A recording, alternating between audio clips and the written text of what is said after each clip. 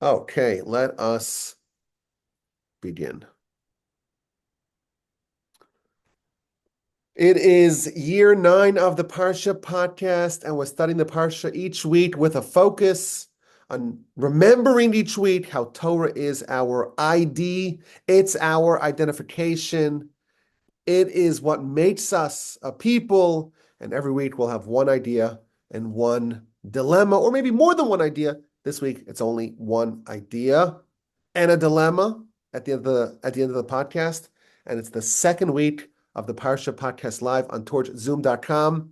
I pledged to experiment with recording the Parsha Podcast Live on Zoom, on torchzoom.com, Tuesday evenings, 8 p.m. Central.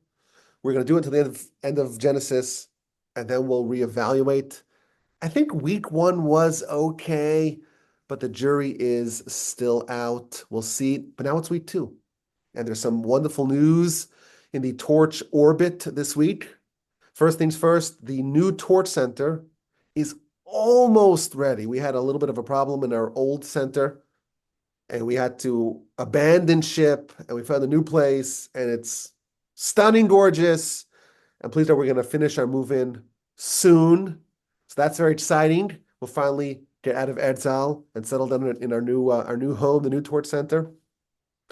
The Torch Insider podcast, which we had a little bit of a hiatus, a few weeks where we didn't record, it came back this week with an exquisite episode. I would recommend all of y'all to listen to it. It was delightful. It was about the different philosophies of different yeshivos in Israel. I highly recommend that episode. In addition, this week, I recorded an episode for my This Jewish Life podcast. It was such a good episode that a veteran listener and student, she told me that this is like, of the 1,500 episodes that I've recorded, that I've had the great privilege of recording over my tenure, this one's like a Hall of Fame episode. Her words, not mine. Hall of Fame episode. It's about how to actualize your potential and how Abraham shows the way. Check that out. One more announcement. I resurrected my moribund newsletter. I was writing a newsletter in fits and starts off and on for a couple of years. And I'm trying this year to write a newsletter each week from Rosh Hashanah to Rosh Hashanah. And so far I'm 2 for 2 since Rosh Hashanah. I'm very happy about that. I please God will write another newsletter tomorrow, send it out before Shabbos. It's a lot of work, but I really enjoy it. And if you're not subscribed to the newsletter, you can find a link in the description of all my podcasts, or you send me an email for this and for any other matter, rabbiwolbe@gmail.com. It's Parshas Vayeira, and it's another packed Parsha. We are following the incredible personality, the towering personality. We left off last week.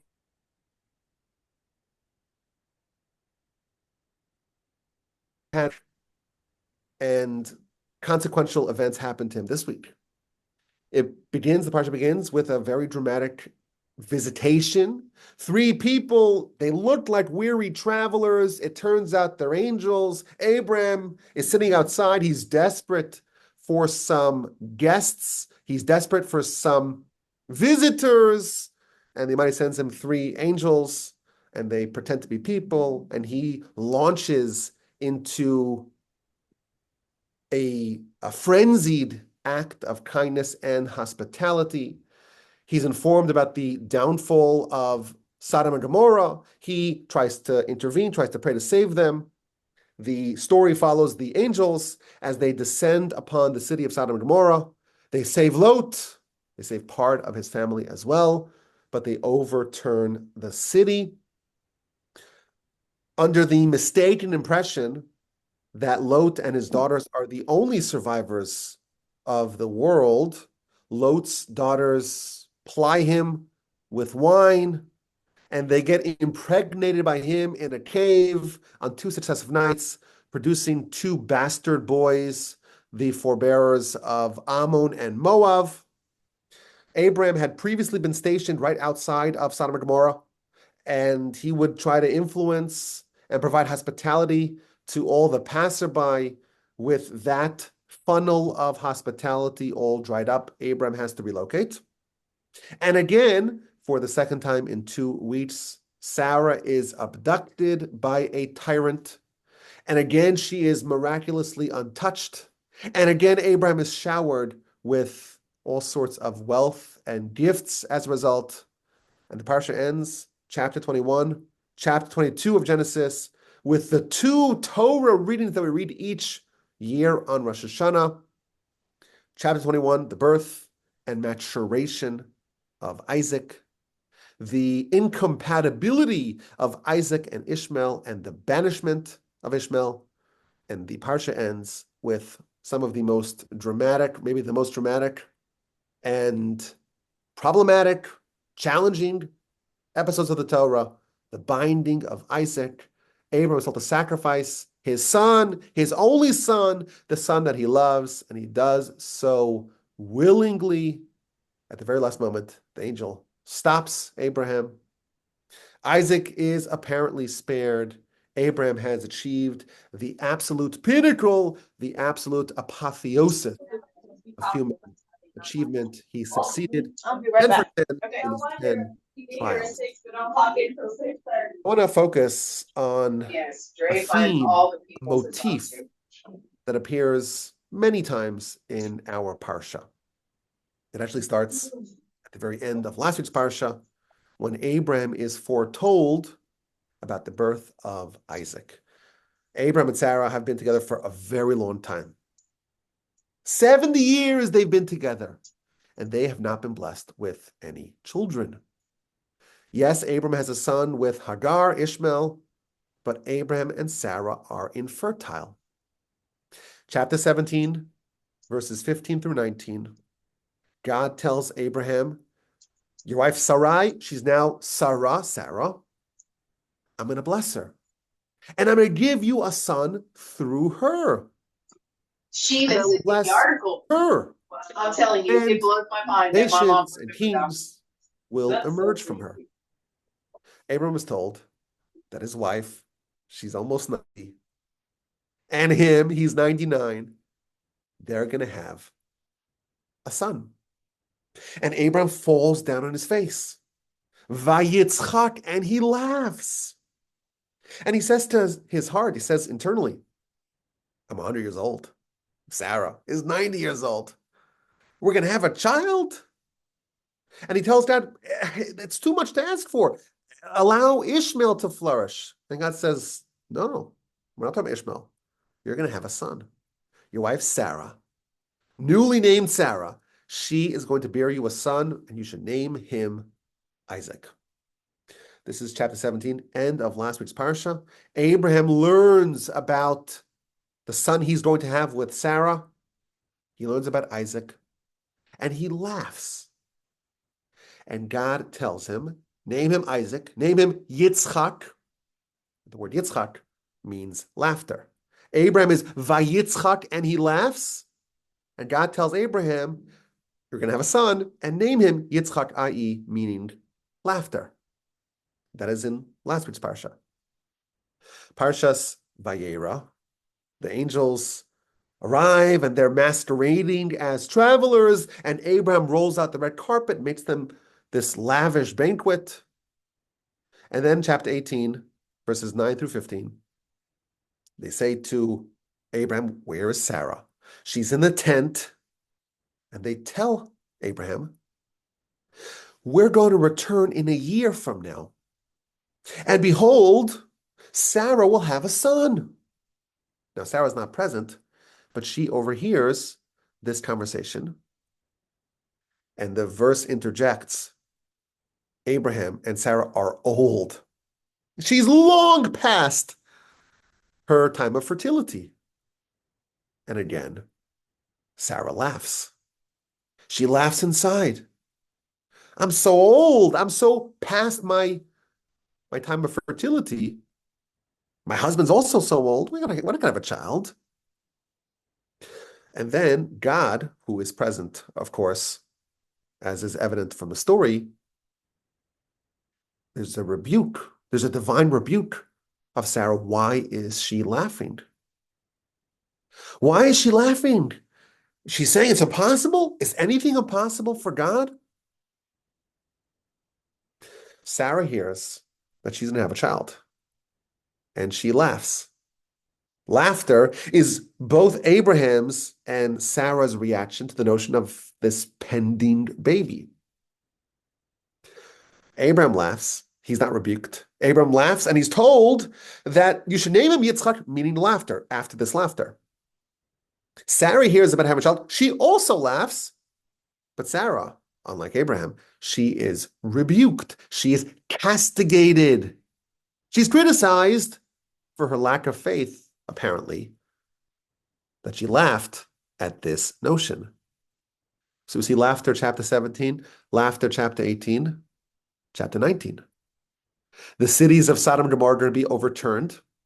The angels are going to do their mission, and they save Lot. They spare Lot and whoever he could bring from his family. So he has a couple of married daughters. He has a couple of single daughters, his wife. The single daughters come along, and Lot tries to persuade his married daughters and sons-in-law it's time to flee the city because God's going to overturn the city. Chapter 19, verse 14. He speaks to his sons-in-law. And he tells them, get up, we have to run out of the city right now. Because tonight, God is overturning these cities. Vayeira, he was like making a joke. He was inducing laughter in the eyes of his sons-in-law. They laugh at this ridiculous, absurd, preposterous notion that the city is going to be overturned. They stay and they perish. Lot and his wife briefly, and his daughters flee the city. The laughing sons-in-law stay behind and are destroyed together with everything else in the city. Fast forward a little bit further, when Isaac is actually born, chapter 21, as per God's instructions, Abraham named his son Yitzchak, and he circumcised Yitzchak Isaac at 8 days as he was instructed by God. Abraham's 100 years old, Sarah is 90, and indeed, a miracle happened. They bear a son, and they name him as per God's instructions. They name him Yitzchak, which means laughter. Vatomer Sarah, and Sarah says, tzchok, a laughter. God made a laughter for me. Kol hashomea, whoever hears this, Yitzchak li, will laugh with me. Laughter accompanied the tiding of Isaac, both when Abram was told, when Sarah was told. When Isaac is actually born, Sarah exclaims, this is a laughing matter. And everyone who hears this is going to laugh together with me. And then a few verses later, chapter 21, verses 8 through 10, Isaac is maturing. And Abram makes a lavish celebration when he was weaned. And then the trouble starts. Because Ishmael, he's 14 years older than his half-brother Isaac. Ishmael's not so thrilled about the new baby brother. And Sarah spots him being inappropriate. Vayeira, so Sarah sees the son of Hagar, i.e. Ishmael, mitzachek. He's laughing. And she tells Abraham, banish Ishmael, banish Hagar. They're a bad influence. I don't want them to be anywhere near my son, Isaac. Laughter appears yet again. Ishmael's laughter is grounds to banish him. Abraham is initially resistant to that. God tells Abraham, listen to Sarah, and Isaac and Ishmael is booted. So we see in so many different contexts throughout our Parsha And throughout the story of Isaac, we see instances of laughter. And this is no joking matter. This is no laughing matter. This is something serious. We have to investigate. And when we study these instances of laughter, we find that there are actually 5 different types of laughter featured in our Parsha. Both Abram and Sarah, when they hear that they're going to have a son, they laugh. It's kind of funny. 2 nonagenarians, long past their fertility. Abram is 100, way past his peak fertility.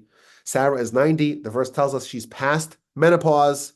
They don't appear to be candidates to have a baby. And they hear about it. Abram hears about it in chapter 17. At the end of last week's parsha, he laughs. Sarah hears about it at the beginning of this week's parsha. She laughs. But there's a very different reaction to these laughters. When Sarah laughs, she is rebuked. She is criticized for showing insufficient faith. Hayipalema Hashem davar, is anything beyond God? Her laughter appears to be a bit of a display of lack of faith. Whereas when Abraham laughs, that seems to be positive. And in fact, God tells him, you laughed. Oh, this is what we should name Isaac. His name should be Yitzchak. Why is there a discrepancy between Abraham's laughter and Sarah? It's the same word in Hebrew. So, of course, Rashi addresses the question. And Rashi says there are 2 types of laughter. There's one type of laughter that means joy, unexpected joy, delight in discovering something that you couldn't have possibly imagined you would receive. There's a second type of laughter, and that's a laughter of incredulity, a mocking, sardonic laughter, a laughter at the absurdity of something which is absolutely impossible. Rashi tells us, when Abraham laughed, he laughed because he believed it. When Sarah laughed, she laughed because she didn't believe it. And then Rashi proves this by pointing us to the translation, to the authorized, sanctioned translation of the Torah, which is the translation of Onkelos. Onkelos was the official translator of the Torah 2,000 years before Art Scroll. Okay, this is a long time ago. He translated the Torah into Aramaic. And we have Abraham laughing in Hebrew, Vayitzchak. Sarah laughing, Vatitzchak. It's the same word in Hebrew. And Rashi points out that Onkelos gives different translations. Abraham, it says Vachadi, which is Aramaic for he was happy. Whereas by Sarah, it was a different word, a word that implies, that connotes a lack of belief, that connotes incredulity. So there's 2 types of laughter, Rashi tells us. Abraham's laughter was laughter of delight, surprise delight, unexpected delight, something so wonderful and so surprising, a laughter of joy. Abraham believed, and that made him erupt in joyous laughter. And that's a good thing, and that's a quality that God says, you're going to name Isaac this name, call him Yitzchak, because this is positive. This is why he's named Isaac. He's named Yitzchak. Whereas when Sarah, she's told about the fact that she'll have a son, she laughs, and for that she was criticized, because this is a laughter of absurdity. She finds it so outrageous and preposterous that it's deserving of laughter, and for that she is criticized. Now, it's interesting, just as an aside, if you compare these 2 laughters, Rashi says that Abraham believed, Sarah did not believe. It implies that Abraham had more faith than Sarah. Yet later on in the Parsha, when the question of what to do with Ishmael is raised, God tells Abraham, heed Sarah. Listen to her. And Rashi explains, why should he listen to her? Because she's a greater prophetess than he is a prophet. It's almost like we have contradictory statements. Who's greater? When it comes to laughter/faith, it seems like Abraham believed whereas she did not. Yet we're told explicitly she exceeded Abraham in prophecy. But we're expanding our understanding of laughter. We have the laughter of Abraham, the laughter of faith, and the laughter of Sarah. At least initially, she didn't believe it, the laughter of incredulity. Now, Lot gathers his family and says, I got some really bad news. This city, this metropolis, all these cities are done. We have to leave pronto. We got to hightail out of here because it's going to be destroyed tonight. And his sons-in-law, they just roll over. This is hysterical. This is absurd. This is outrageous. They don't believe this is the laughter akin to Sarah's laughter. He's trying to hustle his family out of Sodom before the angels overturn the city, and his sons-in-law are mocking him. This is a deriding laughter. What a ridiculous idea. What an absurdity. How outrageous. We ain't going nowhere. We're staying right here. They looked at Lot the way we perhaps look at people with placards, foretelling doom. The end is near. He's not so crazy. Don't believe him. Laugh at someone so ridiculous and preposterous. Now, when Isaac is born, Sarah exclaims, Tzchok asali Elokim. God made a laughter for me. Whoever hears this is going to laugh with me. And Rashi tells us that this is no longer the laughter that she had previously, the laughter of non-belief. This is the laughter of Abraham. Yitzchak li will laugh for me, says Rashi. Yismach alai will be happy, will be joyous, will be delighted. And then Rashi adds, when Sarah gave birth to Isaac, it changed the whole world. Everyone who was infertile, they became fertile. People who were sick were healed. People who had prayers that were hitting a brick wall, those prayers were answered. When Isaac was born, the whole world had an experience of laughter. There was delightful, exuberant laughter that permeated the whole world. Everyone was so happy, so joyous, so delighted with this unexpected development that happened when Isaac was born. All sorts of miracles happened. There was a portal of blessings to the world that opened with the birth of Isaac, through which all sorts of blessings flowed down to the world, and there was resounding laughter, the good kind, throughout the whole world. So we see two instances of laughter connoting delight, two instances of laughter connoting disbelief, and then we meet Ishmael.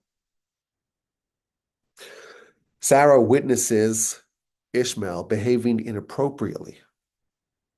She sees him mitzachet, laughing, and she wants him banished. He's too dangerous to keep around Isaac. Now, come on, what's wrong? He's a little mischievous. He's a little rambunctious. He's laughing a little bit. Don't be so stiff. Kind of a good laugh every once in a while. Why is Ishmael's laughter? Why is that a reason to banish him? She's suggesting that Ishmael, son of Abraham, should be banished because he laughed. what is included in his laughter that can justify such a draconian punishment. So again, Rashi tells us, laughter can mean a lot of different things. Rashi says this laughter is one of three things. The first interpretation is that this laughter is idolatry. And Rashi says, go to Exodus chapter 32 when the Jewish people did the golden calf. The verse says, they got up in the morning, letzachek. There was some sort of laughter that was idolatry. And that's maybe what she saw in Ishmael. The second opinion is that it was sexual immorality. And Rashi cites another verse that says, letzachek, to laugh, can be a description of immorality. And the third opinion is that maybe the laughter of Ishmael connotes murder. Because look at the book of Samuel. There's a description of like a gladiator event where there's murder, and it describes it as laughter. Ishmael was trying to kill Isaac, and the verse describes it as laughter.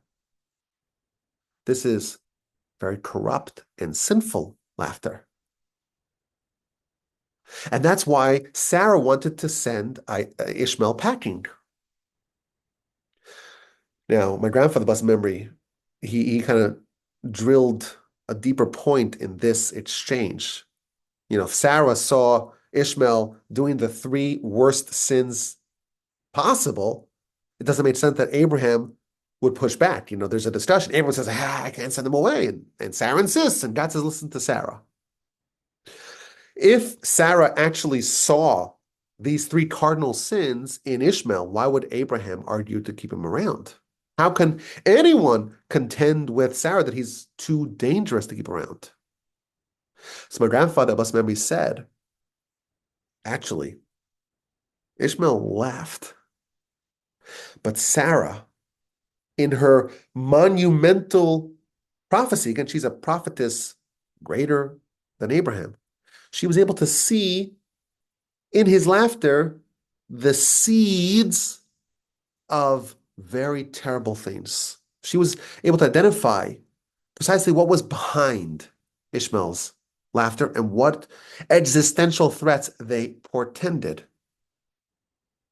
And Rashi's unsure, was this a laughter of idolatry, meaning a sort of laughter that is derisive, that is dismissive of the important things in life, of the grave things in life, that disregards the sacrosanct? That's an idolatrous laughter, where you take things that are really holy, really important, really central, and you mock it. That's a pathway to idolatry. There is another form of laughter that is flirtatious or maybe frivolous, that can lead to sexual morality. And then there is a form of laughter where you laugh at someone and you mock them and you whiten their face, which the Talmud tells us is akin to murder on some level, where you display a blatant disregard for someone else.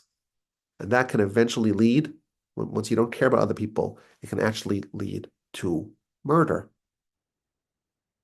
All told, we have 5 languages of laughter. We have Abraham's laughter. God says, Abraham, you'll be 100 and you'll be a father.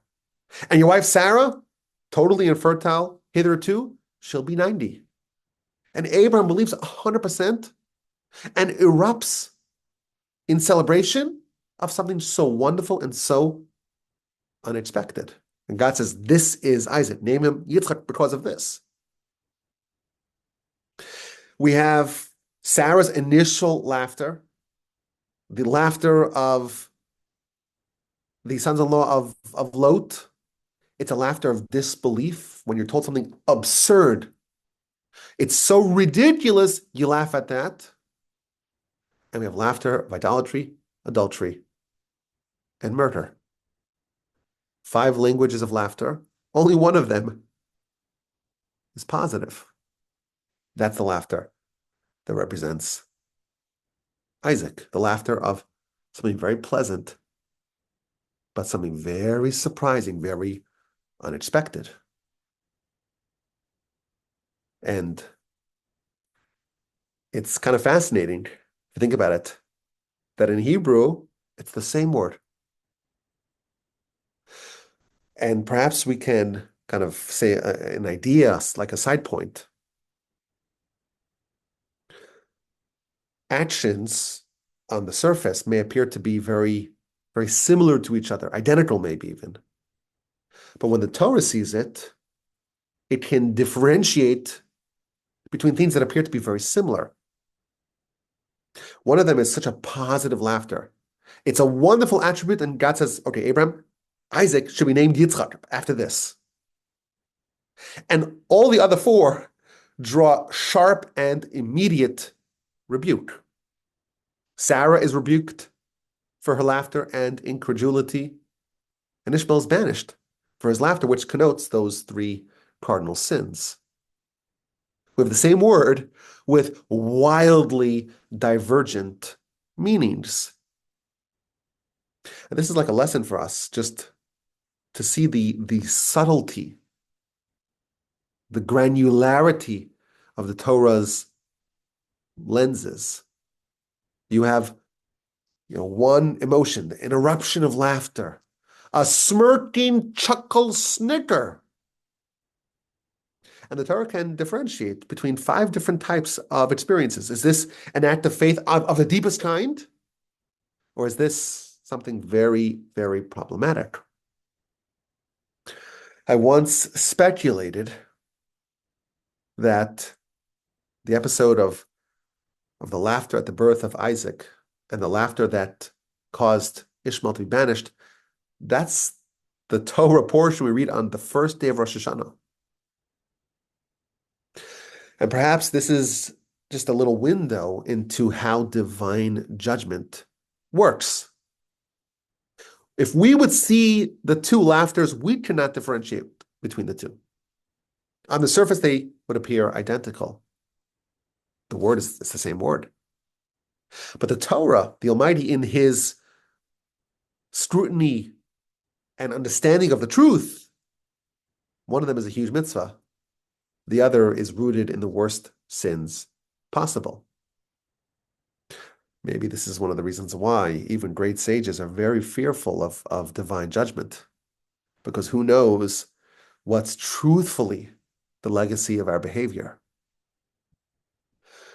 But I find it very interesting that this is the name of Isaac. Why was he named Isaac? Think about Abraham. We're told why he's named Abraham. Av Hamon Goyim. He's going to be a father of many nations. Like, that's an incredible accomplishment. The Abrahamic faiths that will emerge from Abraham will change the whole world. And that is his name. And Jacob. Well, why is he called Jacob? Because he grabbed onto the ankle of Esau. And that symbolizes that Esau is going to be at the finish line. And Jacob, his counterweight, will overtake him and will ultimately triumph. It signifies Jacob and Abraham's standing and their role in human history. Oh, and Jacob is renamed Israel because he was able to overcome the angels. And Isaac is named because there was laughter around his birth.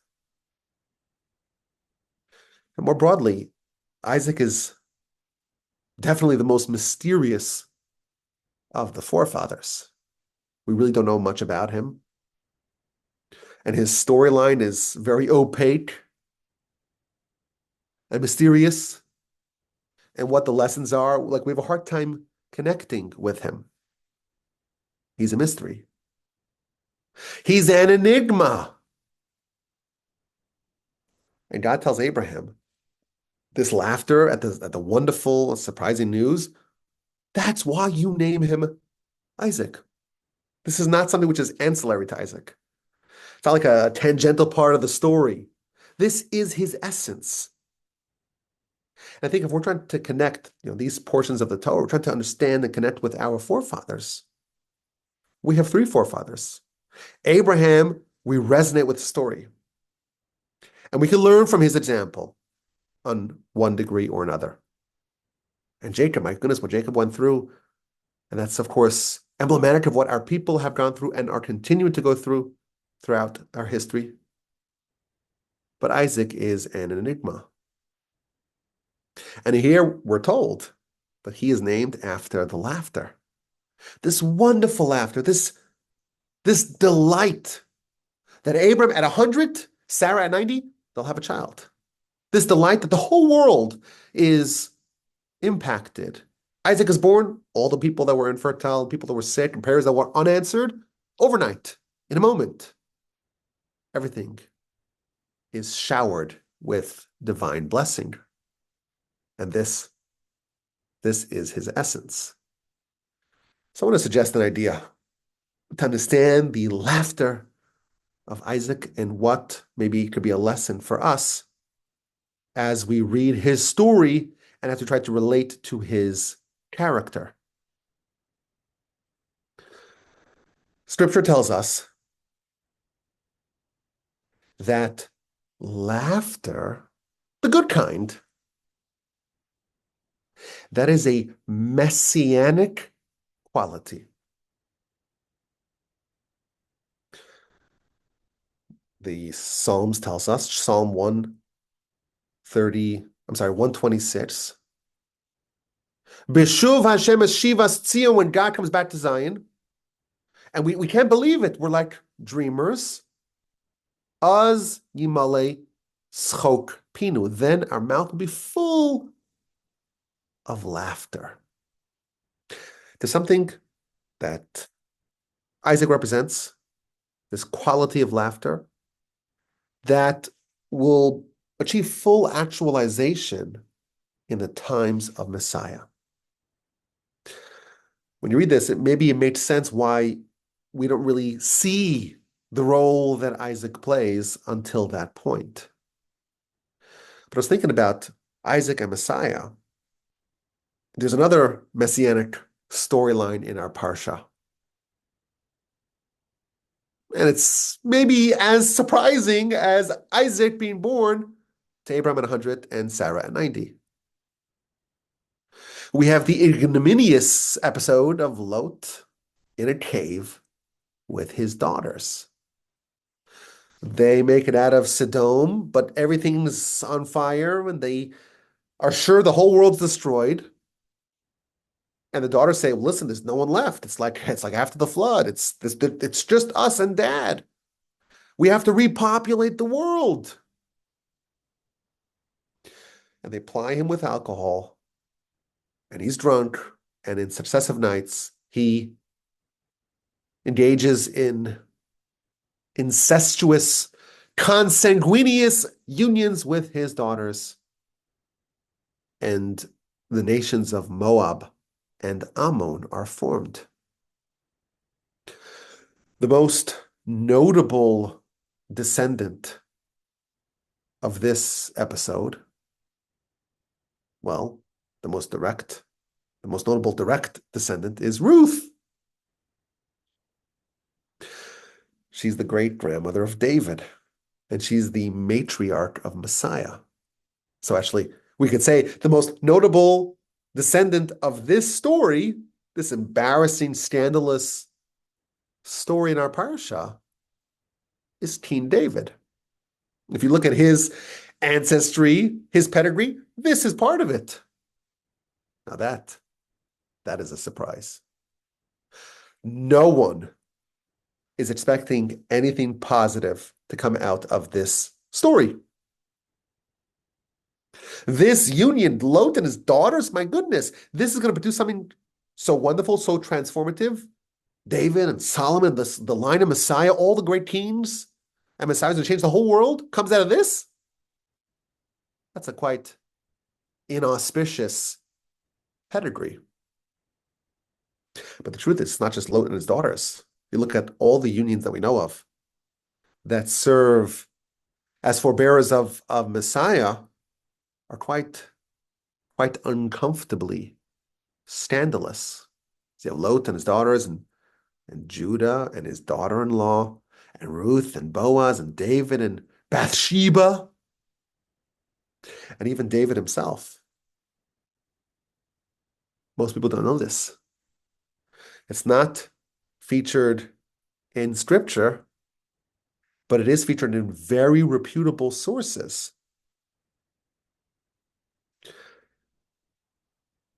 Jesse, Yishai, father of David, he had 2 wives, and one wife he sent away. And the other wife was supposed to be with him.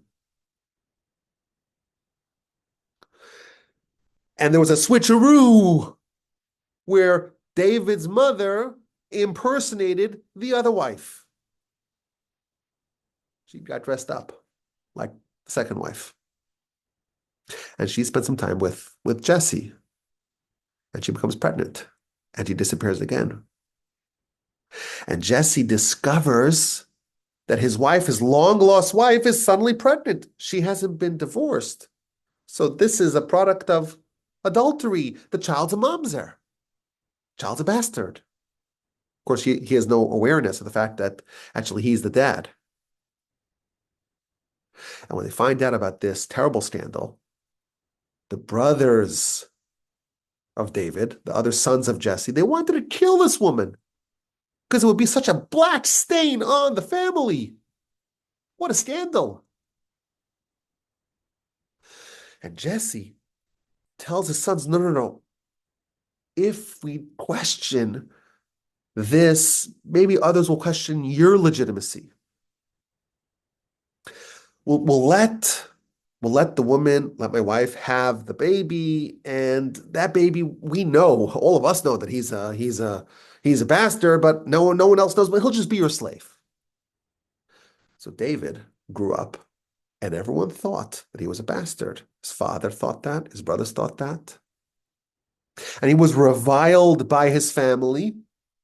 And Samuel shows up and says, Jesse, I got good news. One of your sons is going to be the king. And he lines them all up. Tall, handsome, accomplished. No. 0 for 7. Are there any more sons? Well, technically there is another one, maybe, but he's kind of a gingy, ruddy guy with the music in the back with the animals. But he's definitely not your guy.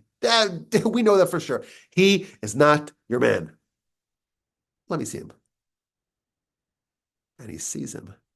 And he's a spitting image of Esav. And he says, you are the king. When David was coronated, no one thought that he was a candidate. And in fact, no one thought that he was legitimate.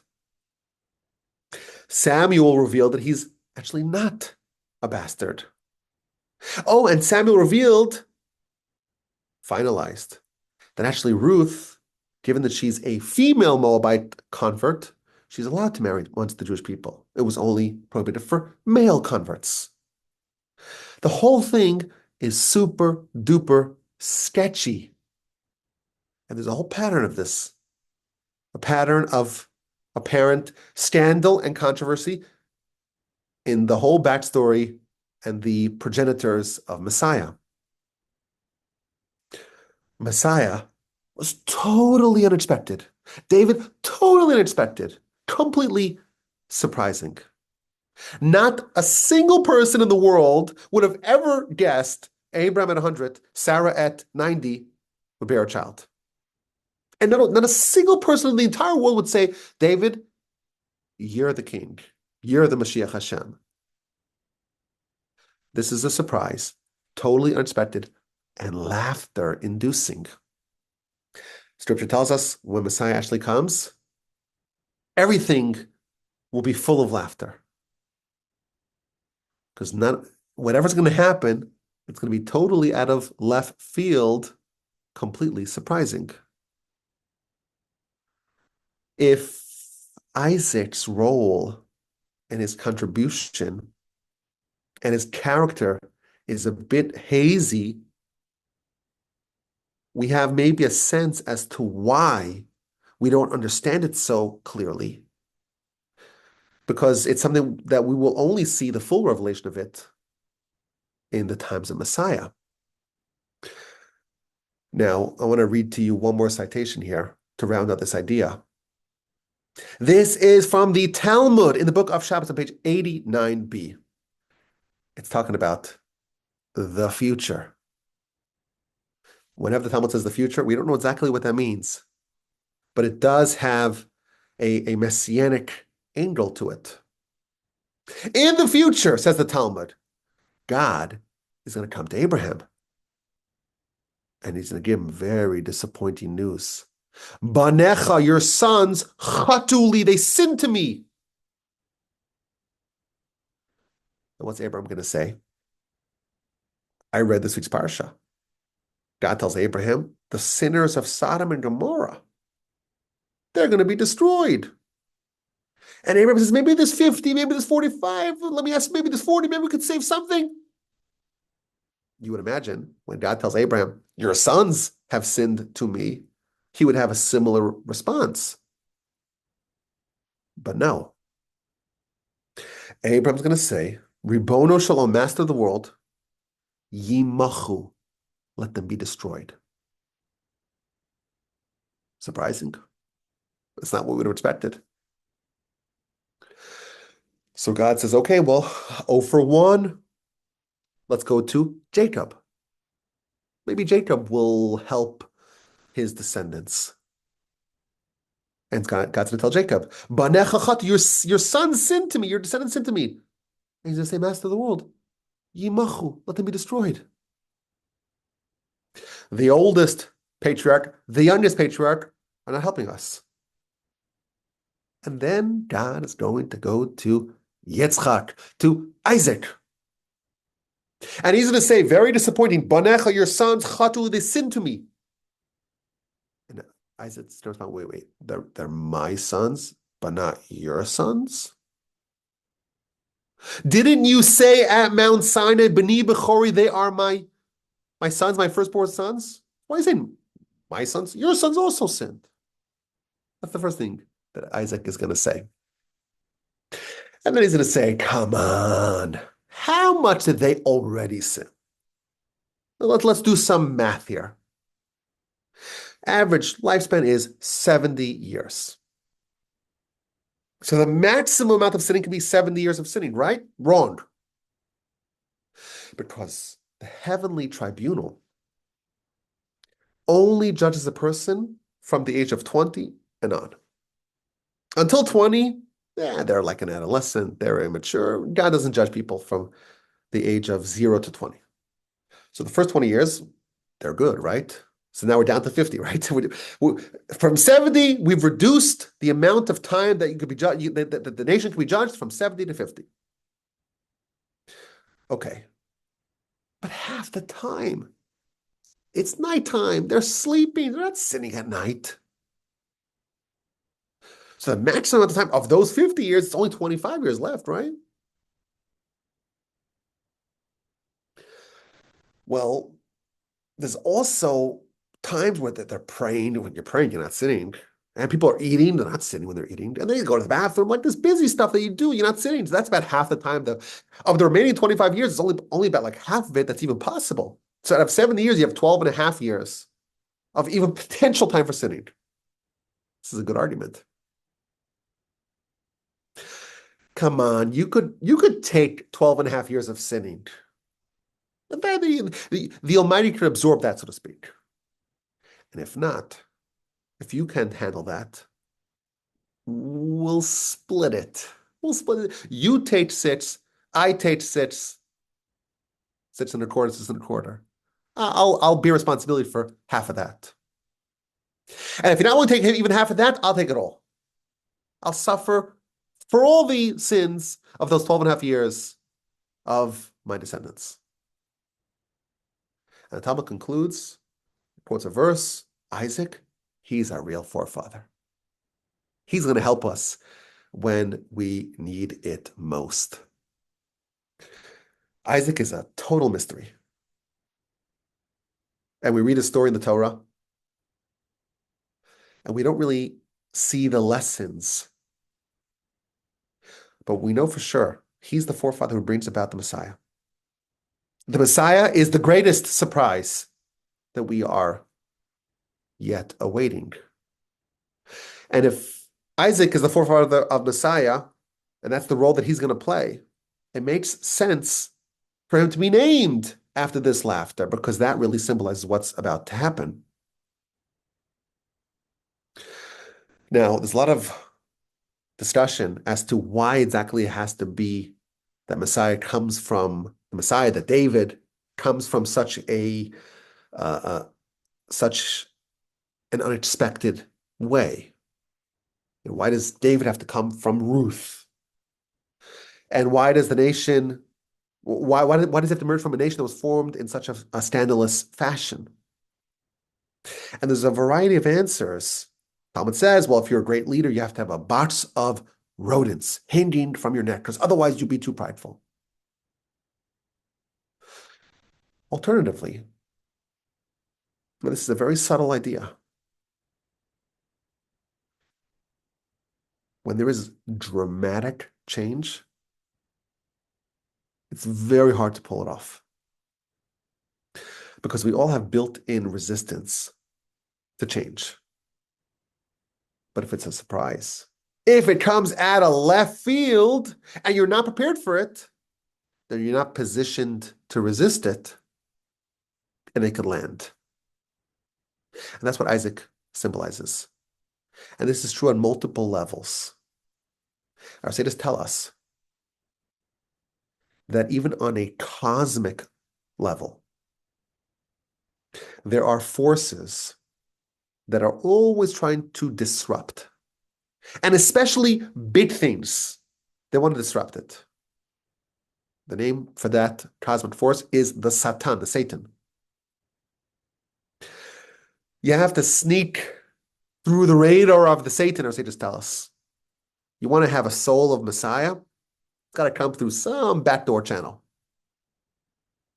If it's so scandalous and so inappropriate and so not holy, apparently, well, that's maybe, you can make a little fog of war to get it past the radar of the Satan. Use a little subterfuge. That's how you hide Messiah. Sneak it past the watchful eyes of the Satan. Isaac is a mystery. He is a mystery, will remain, at least until the times of Messiah, a mystery for us. The characteristic that we're told most signifies Isaac is laughter. And that is some sort of delight that we were not at all ready for. There's no circumstance where we could have been prepared for it, and it lands upon us like a ton of bricks. And I think for us, we read the story of Isaac and we learn a little bit more about him, or at least we learn what we don't know about him. The Torah tells us he's named after laughter, after this laughter, the laughter of Abram, laughter that we believe, but we had totally not forecasted. I think maybe one lesson for us that we can take from our analysis of Isaac is that he symbolizes hope, even in the darkest of hours. If there's a circumstance, there's a situation where there's no conceivable way to have a solution. You can't even, in your wildest imagination, you can't even dream up of a way out. You're in a bind that's so inextricable. You're in a quagmire that's totally hopeless. When you are in a situation where you can't even conceive of a way out, you deploy all your faculties and ingenuity, and there's just no way to get out of it. In that situation, we don't give up hope because of Isaac. It's never too late. Sarah, she's not fertile. She's not a candidate. Abram's too old. There's no way that this would happen. That's what Isaac represents. When there's a blade on your neck, our sages tell us, we don't give up hope. When someone is 90 years old, long past fertility, we still expect a miracle that Isaac trained us to expect. This is what we learn from Isaac. Laughter, the joyous laughter, the laughter of something wonderful that was totally unexpected. Thanks to Isaac, it always lurks around the corner. That's the idea of Isaac. Let's get to this week's Parsha Podcast dilemma. After Hagar and Ishmael are banished, so they go and they're out of water. We know the story. They find the water. The angel shows her the water. And then the verse tells us that they settle in the wilderness, in the desert of Paran. And Hagar selects a wife for Ishmael from the land of Egypt. So Ishmael gets married to some woman. We don't know anything about the woman. We know she is from Egypt. Now, what is the salience of the nationality of Ishmael's wife? Why do we know that? Why do we need to know that she was selected by his mother from the land of Egypt? So Rashi says something unbelievable. Rashi says, well, Hagar herself, she was from Egypt. And therefore, she spent a lot of time with Abraham and Sarah. She spent a lot of time outside of Egypt. But she always came back to home. She always had an affinity for her home. And the Rashi cites a proverb. There's an adage, there's a motto, there's a statement, there's an axiom that people say. You throw up a stick in the air, it may fly up in the air, but eventually it'll land near where it took off from. It's going to fall back on its roots. So Hagar, she has a very interesting character arc. She was a princess in Egypt. And then when Abraham and Sarah came many, many years prior, right? This is decades prior. They came to Egypt. And Pharaoh was so impressed with Abraham. And he said, it's better that my daughter, she should be a maidservant for Abraham and Sarah rather than being a princess over here. So he gave his daughter to Abraham and Sarah. And then she's been with them for a long time. And now, even though she's been there for a long time, she comes back home. That's what Rashi tells us. And that's what the Torah tells us. The wife for Ishmael was selected from the land of Egypt. And here's my dilemma. Hagar, she couldn't change. Is real, permanent, lasting, durable change, is that infeasible? Once an Egyptian, always an Egyptian. There's no way out of it. This reminds me of the sad and poignant story the Talmud tells in the book of Bava Metzia, page 84a. There was the greatest scholar in the land of Israel and the greatest bandit in the land of Israel. They met. They were both in the Jordan River. And they were each very impressed by each other. The bandit, his name was Reish Lakish. He was so impressed by how handsome, how beautiful the great Rabbi Yochanan was. And Rabbi Yochanan was so impressed with the spiritual prowess, or the physical prowess of Reish Lakish. And they start to engage in conversation. And Rabbi Yochanan tells Reish Lakish, your strength, your vitality, you should use it for Torah. Chelach, your strength, leoraisa. And Reish Lakish responds, your beauty should be for women. You're telling me I'm misusing my talents? You're misusing your talents. So Rabbi Yochanan tells this bandit, he tells him, listen, I have a sister. She's very eligible and she's very beautiful. She's even more beautiful than I am. I will arrange a match between you and her if you commit to study Torah. I could tell you have such potential to become a great Torah scholar. You commit to study Torah, and I'll arrange this match. Deal, deal. And indeed, they get married. And indeed, Reish Lakish commits himself to study Torah and eventually becomes the second greatest sage in the land. Rabbi Yochanan's number one, and number two, towering above everyone else, is the former bandit. And one day in the academy, there was a discussion of how to finish a vessel, some halachic ramifications for when a vessel is completed. So, because a vessel can only become impure once it's finished. So when does a dagger get finished? So some say, well, Rabbi Yochanan said, well, when you take the steel, or not the steel, but the iron, and you put it in the fire, that's when it's finished. That's when it's now a completed vessel. And Reish Lakish says, no. It's when you scour it in water. So that was a debate, a halachic debate. And then Rabbi Yochanan gave a little zinger to his brother-in-law. And he says, you know what?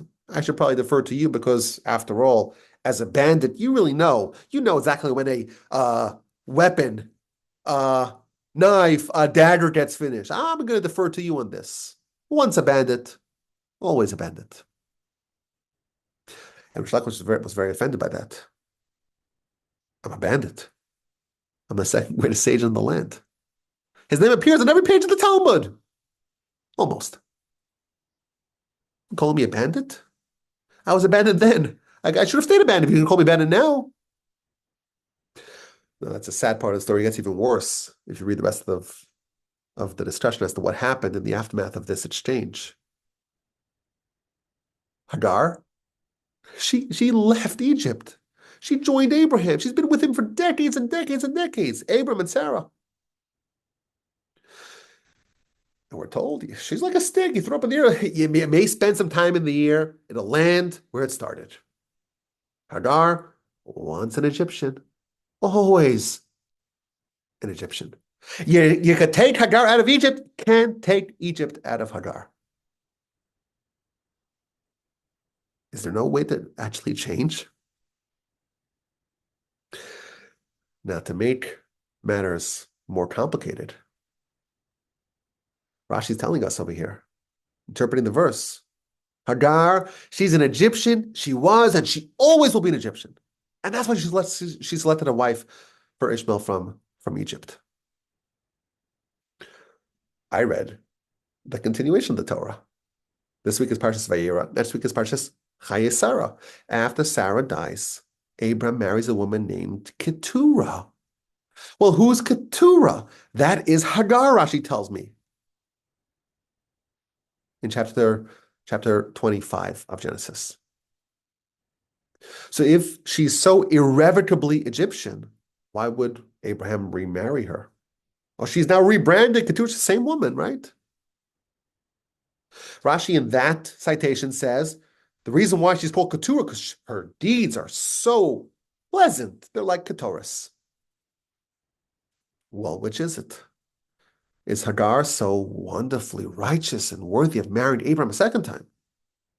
Or is she irredeemably Egyptian? Can people change or not? It'll always land in the same spot.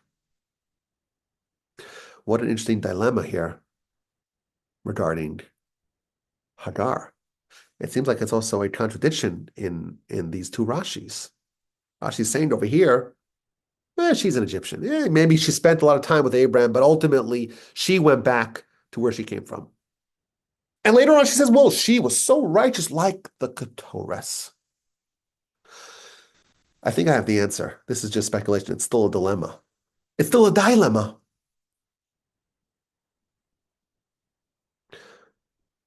Hagar, she was an Egyptian. And to change Hagar from Hagar to Keturahs, it wasn't enough, or to Keturah, like Keturahs. It wasn't enough for her to join Abraham. She had to join Abraham and Sarah, and she had to join them again, and she had to join them a third time. Think about her, her journey. She started off as an Egyptian, and there was this decision. We have to join Abraham. Look how righteous and how elevated and how special he is. So she joins. She's there for decades. And then she actually married Abraham at the behest of Sarah. She becomes pregnant, she's oppressed, and she leaves. She leaves, but she comes back. And now she leaves again. And what she's telling us, Hagar is an Egyptian, and that's very hard to shake. She left once, she came back, she left the second time. She's still Egyptian. The stake has been up a lot in the air. It's still landing where it started. But she came back a third time. And now Rashi says she's no longer Hagar the Egyptian. She is Keturah. Yes, we have a very powerful predisposition to sticking with our roots. To actually change, you have to change and change and change. Commit and commit and commit. If you do that enough times, Hagar turns into Keturah. 3 times the charm. Maybe that's what he needs. 3 times the charm. Third time's the charm. When you have to select against your roots and select again and again and again, eventually it will actually stick. I thank you for listening to this edition of the Parsha Podcast live on torchzoom.com on Tuesdays at 8. I enjoy it. I tell you, last week I enjoyed it. This week I enjoyed it a bit more, I have to say. I was thinking today, I committed to do to the end of Genesis, but at the end of Genesis, I'll say it was a nice experiment, but maybe let's put it to rest. But I think I enjoyed it today more than last week, so maybe we'll stick with it. You know, I remember when I started recording podcasts, just me in a studio, and that was something I had to learn how to do. Because there's no feedback, nothing. It's just you and a microphone. Good luck. But then I got kind of used to it. Now I got too used to it.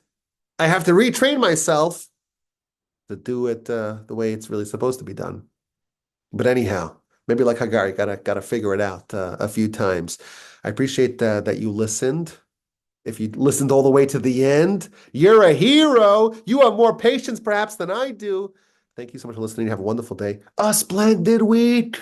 A fantastic, sensational, uplifting, invigorating Shabbos. I'm coming. And please, with help and Madi. We'll talk again Tuesday nights, 8 p.m. Central, which is 9 p.m. Eastern at torchzoom.com.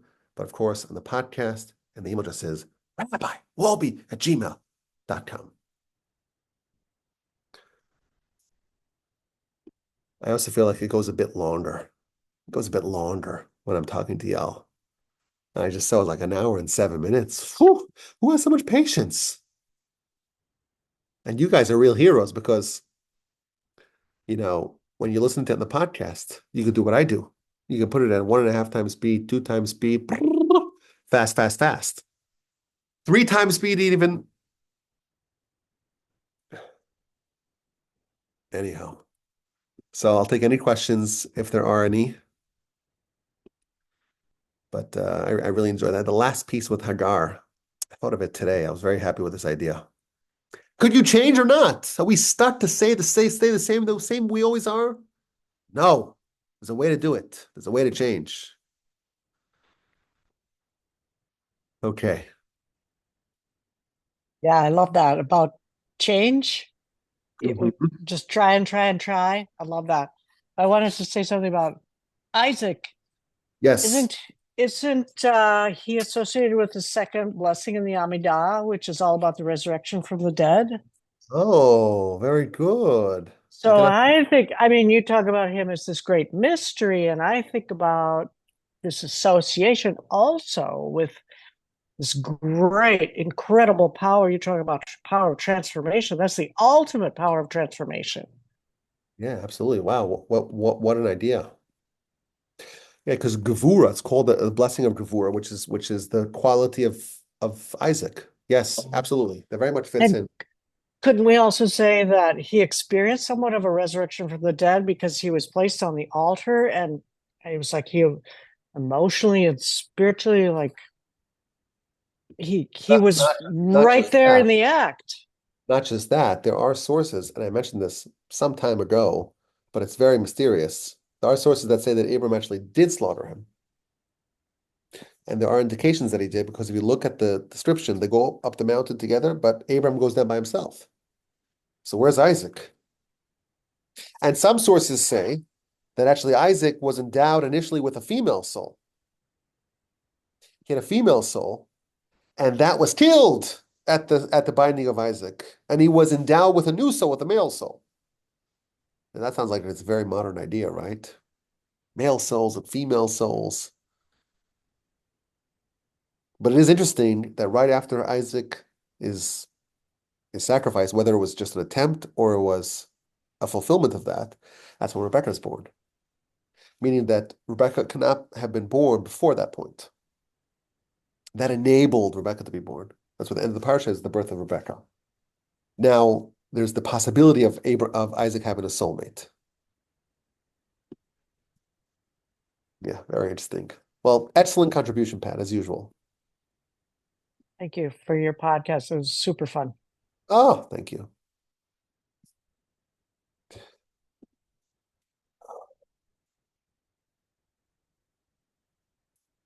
You know what? It's like when I did the Parsha podcast without the Tuesday night at 8, I'll be like, okay, I have till Wednesday night to do it. Wednesday night. It's like I wait till Wednesday. But now I gotta be ready on Tuesday. I have a question. Why did Abraham send Keturah and his, I believe, 6 sons away? Keturah was very righteous, and these 6 men were raised partially by Abraham. Yeah. And why did he send them away? So if you look at that the context of that, that's at the end of next week's Parsha, chapter 25 of Genesis.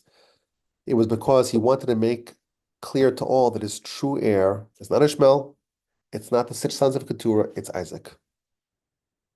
He gave him gifts and he sent them away. And the verse continues. That's chapter 25. Chapter 25, verse 5. Vayitain Avram, I pulled it up on my computer. Abraham gave everything that he owned to Isaac. And the very next verse, to the sons of Keturah, he gave gifts and he sent them away from Isaac. Meaning he wanted to make sure that it's clear, as God told him, that his true heir, it's not all of his biological children, it's exclusively Isaac. And yes, Ishmael and the sons of Keturah will have a role to play in spreading some of the Abrahamic ideals, but they're not his true heir. And that's why he sent them away. He gave them gifts. They were handsomely rewarded, so to speak. They were endowed with Abrahamic powers, but they were not to stick around. So that way everyone knows that Isaac is the true heir.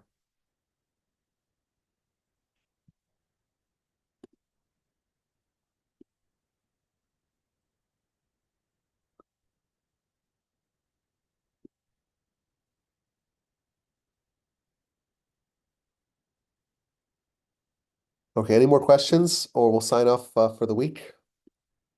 And then I'll go and I'll edit the podcast, and I'll schedule it to be released tomorrow night, and I'll take a long nap. It'll be great. This week's Parsha Podcast is done. I always tell my It was kids, fun to see your parents. oh, wasn't that nice? Yeah. I was a little nervous when they showed up. So I always tell my kids, it says, whenever you want something from me, wait till after I record the Parsha Podcast, and then ask me whatever you want. Yeah, sure.